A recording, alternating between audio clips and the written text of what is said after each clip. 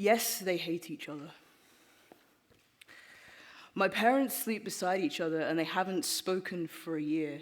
They haven't spoken for a year and they sleep beside each other. My parents haven't spoken and they sleep wrapped together in the same duvet that they haven't spoken for a year.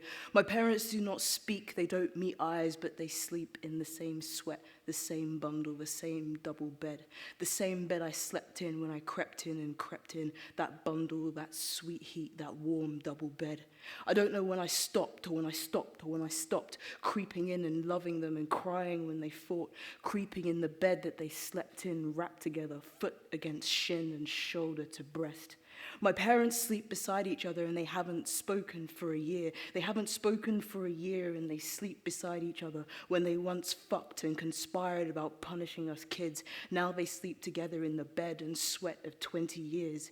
Now in this house with its blind white windows and its cataracts of lace in this south-facing suburb where the children play with fireworks, the kids next door go missing, the babies are invisible, the pick-me-them go riding, the youth will stand there smoking, the students never visit, the school kids stab each other, the young men start their families in their superhero bedsheets, and my parents can be heard, all caught up in their argument by me and my brother and my sister and our friends.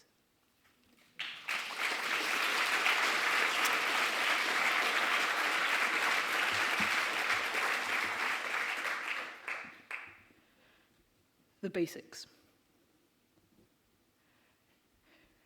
In at least one staff toilet, someone is looking into the cistern with a small pool of water. And in at least one student toilet, someone is bunking a lesson trying to rub.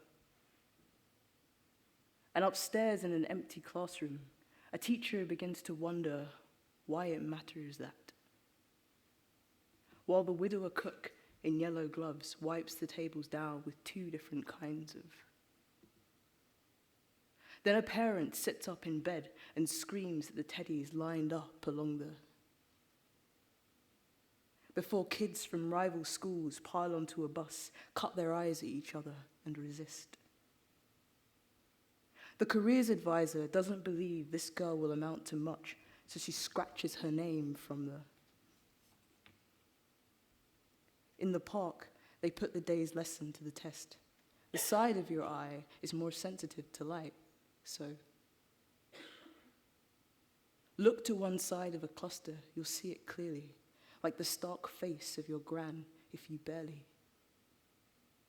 The plough, or Big Dipper, arching through the dark, is not a funfair ride, but a question mark.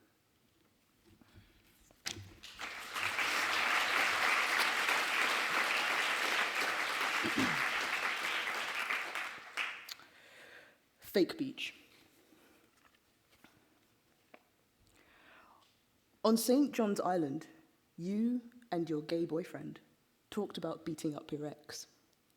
It started with them beating the shit out of you, and then it switched to you beating the shit out of them. Your gay boyfriend asked whether people enjoy this because they were slippered as kids or because they weren't.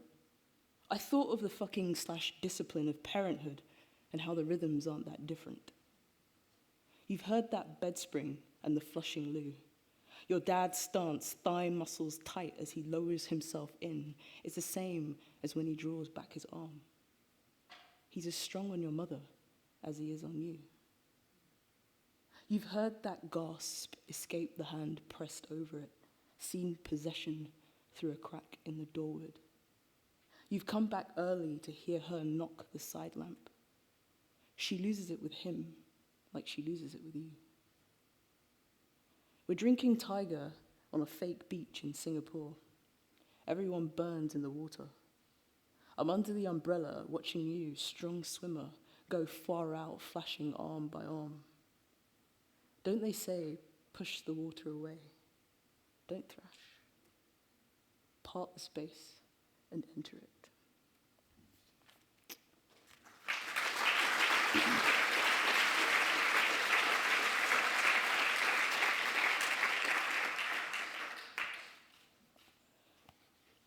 Punishment. I had this diary, a book with purple pages and gold keys. One day I wrote in lilac pen that my mother was a bitch. She found it and shook it at me.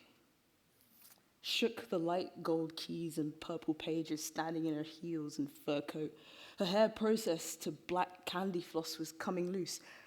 "Since you are so big," she said, shaking the diary, "let me remind you that it is my pussy you came from." She unbuttoned her coat, pressed my head against her thigh and under her uniform skirt. Crinkle went the lining. This, I thought, was better than the sharp slap I expected, better than the sting of her spit as she screamed in my ear. She pressed my head against her thigh and under her skirt, ripping her tight, pushing aside her hot, damp knickers. I closed my eyes and felt my forehead press against the familiar, something like me, of looser spools unexpectedly dry, smelling of wet. "Since you are so big," she said, "let me remind you." And she told me with her body that I was her child, a child using cuss words I didn't comprehend. "Since you are so big," I was hearing the source of her voice, no longer the breathy familiar, but the root of that timbre, the inner tom that hammered me into shape and sounded me out. Jesus, with her ankles in the stirrups, as she considered my name, and the far-off edges of her voice, now a sound drying in a kiln. Her heart is dark and clay, its rhythm in the thick vein pressed against my ear. I open my eyes and see the outside light below.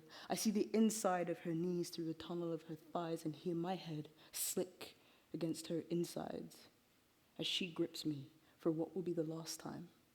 Grips me, screams, and pushes me out. Thank you.